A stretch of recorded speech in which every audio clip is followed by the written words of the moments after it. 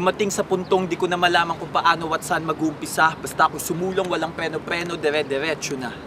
Tanging alam ko'y gusto kong lumikha ng isang kantang may pambihirang timpla na siyang magdadala ng pag-asa sa aking musika. Sinubukan ko na din ito noon talikuran, minsan hiniling ko na din kung paano ko na lang sana magagawang matutunan makalimutan, ngunit sa hindi ko talaga malaman na dahilan di ko talaga magawa makayanan matuluyan mabitawan at makuwang iwanan, di ko na mapigilan kaya magdila pa sa papelayaking inawakan sa pagsusulat pinahirala po sa papinalipad ang isip sa kalawakan. Dumating ang oras na hindi ko na namalayan sa pagmulat ng mga mata, nakita sa kamay mikropono na muli ang aking tangan-tangan. Dati-rati mag-isa lamang sa loob ng aking kwarto, ngayon nakaharap na sa libu-libong tao. Mensaheng iniaalay sa buong mundo, dati mga panaginip ngayon na ngay nagkatotoo.